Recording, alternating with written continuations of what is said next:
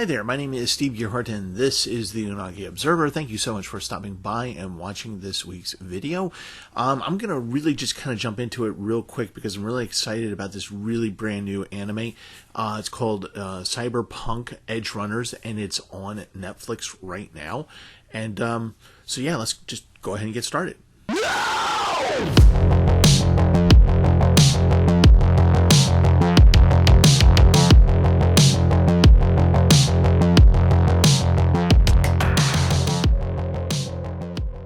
So about a week or so ago, on the Anime Archaeology YouTube channel, when we do the weekly dig every Sunday night at 8 p.m.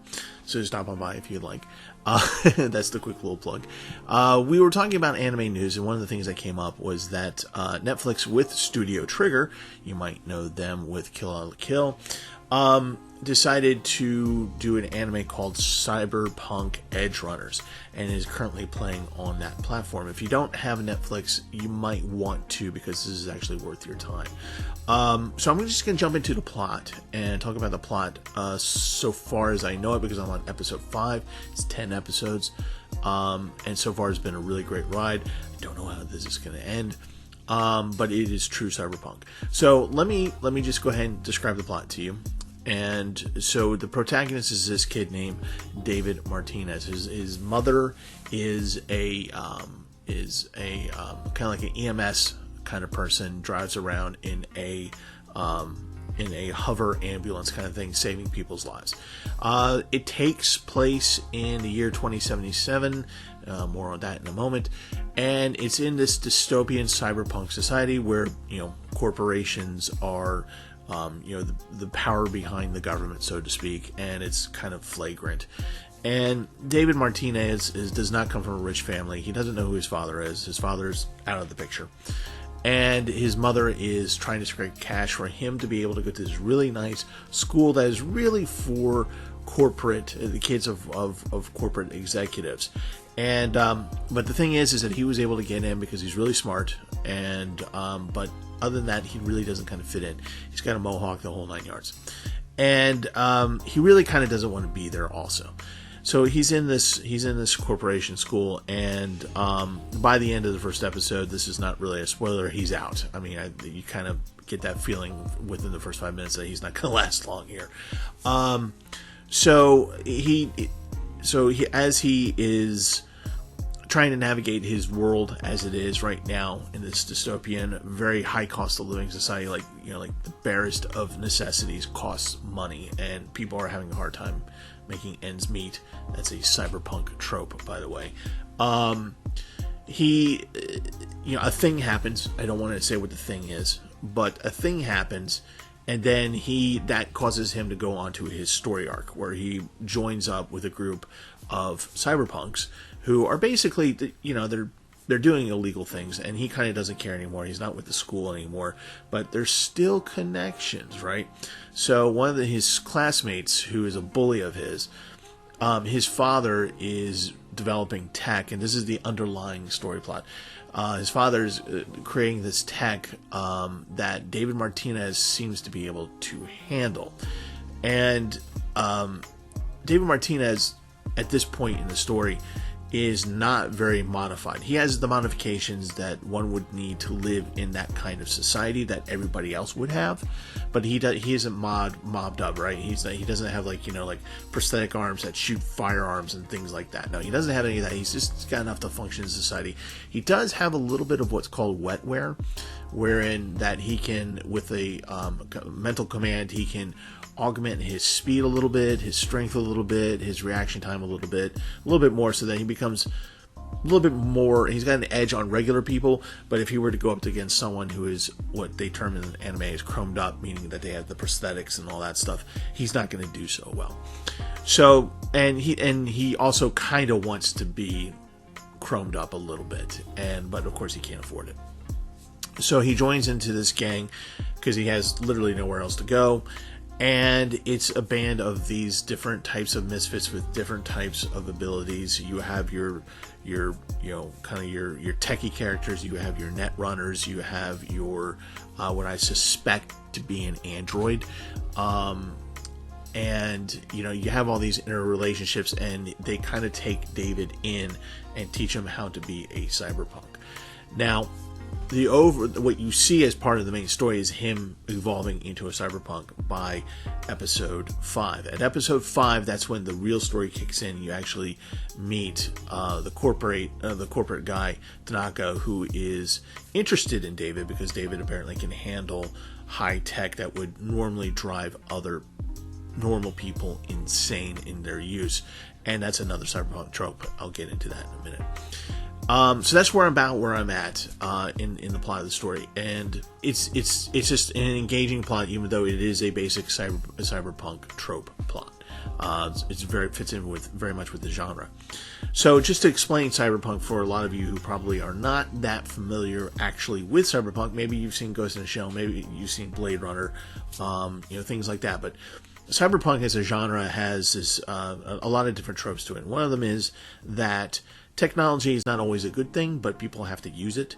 And the idea that if you are too technologically modded up, that you could possibly go insane.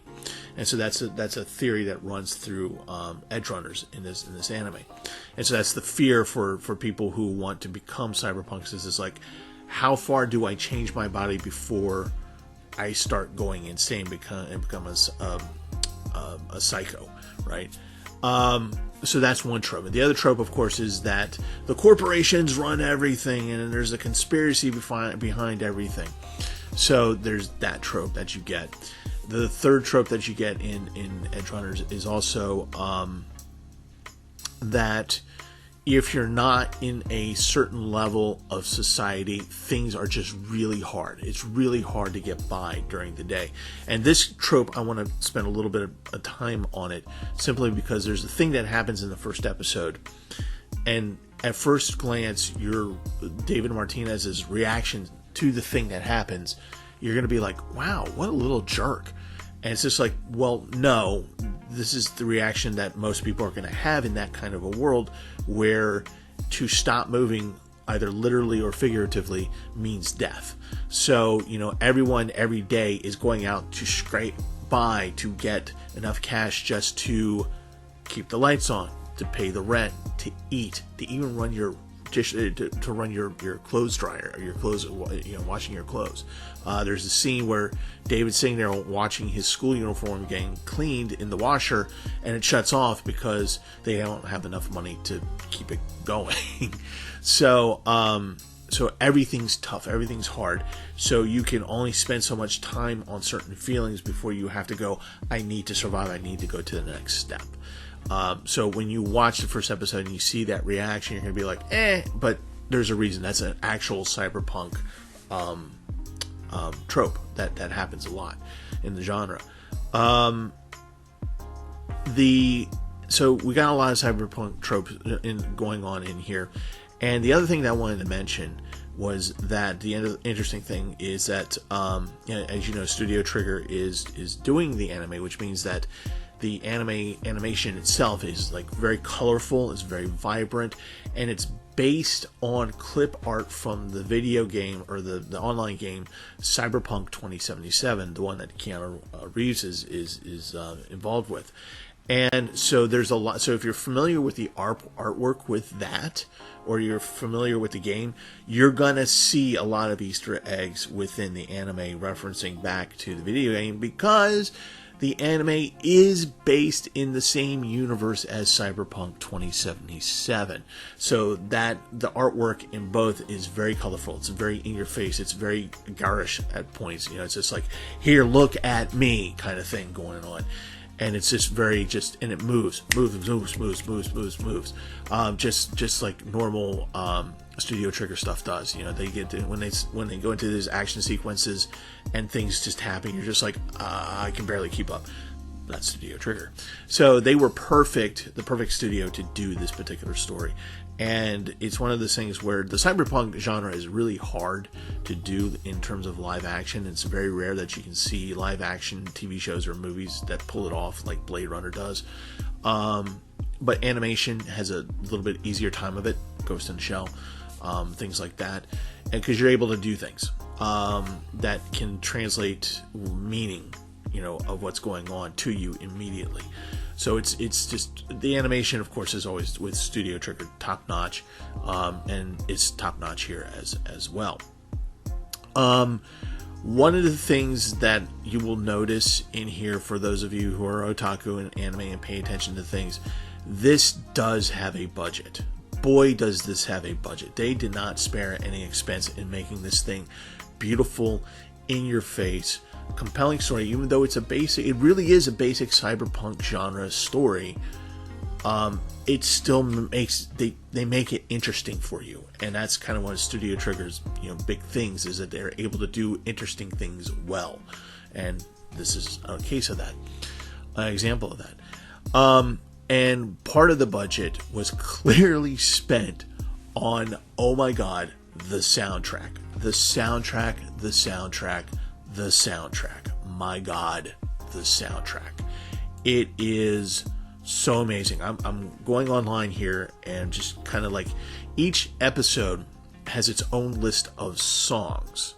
And it's a mix of club, of progressive, of American, Japanese. It's just, but it all fits. Like, every scene that the music comes on, you're like, oh, that's really a good part of it. That's a really good song to use. The intro song is, let's see if I can find it. It's actually by Franz Ferdinand, believe it or not, and it's just very, very, very, very appropriate. I am blanking on the name of the song, but it is done by Franz Ferdinand. Maybe if I find it, I'll put it down in the notes down below. But you have people like SLG, Aligns, Private Press, Earth Tracks, Mastiff. You have Snot Abundance. I don't know if you're familiar with those guys. They're actually really pretty good. The list goes on and on and on and on and on, and it's just amazing. So I'm going to be dropping money on these soundtracks, and each episode has its own list of songs. So it's not like the same songs over and over again. Yeah, you get the same intro and outro song, but the songs within the anime, within the episodes, completely different from episode to episode. So if you couldn't tell, I like this anime, and I think you will too. I think you should watch it. It's very actiony. Does have romance in it. Actually, episode 4 is a really meaningful episode. You should watch it, and it's basically one big long montage that works, and it ends with a very interesting moment. And I want to talk about this so much, but I don't want to spoil it for you. So if you have Netflix, this is very much worth your time. Just to give you an idea, I've watched the first 5 episodes in the past 36 hours. So this is quite something that if you have an entire day, you'll probably get through this, all 10 episodes easy, because that's the other thing, is that each episode goes quick. That's the kind of pacing that it has. So Ultimate Judgment. Yes, watch it. If you don't have Netflix and you're an anime fan, you might want to get Netflix to see this anime. And I'm hoping that Netflix, they're kind of hit or miss sometimes with anime, but I'm hoping with their knowledge of this, what they have here, that they're going to do more better anime on there. They have a whole list of older anime that they're bringing on that is really good stuff, like Oran High School, but Host Club, sorry, not High School. But this is good stuff. So hopefully they'll continue to be doing good and better things. Again, this is part of the Cyberpunk 2077 universe, and clearly a budget has been made for this. And if you are a fan of the video game, which I've never played it myself, but I understand it's very glitchy, you're going to be very pleased with all the Easter eggs. I was able to pick up, I'm not even a gamer, but I was able to pick up on a couple, and from what I'm reading online, there's like a ton. So anyway, watch it. All right, so that's it for this week. I just noticed that actually a year ago this weekend I was actually at Gen Con. I hope to get out there again. I had a really great time there.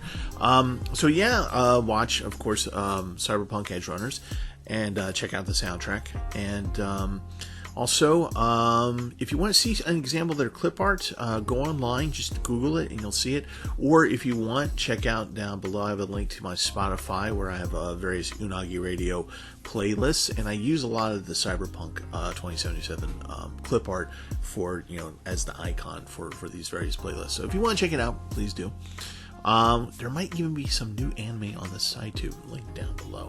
And as always, join us on Sunday evenings, 8 p.m. over at Anime Archaeology YouTube channel for the Weekly Dig, where Brent, John, and I talk about all things anime.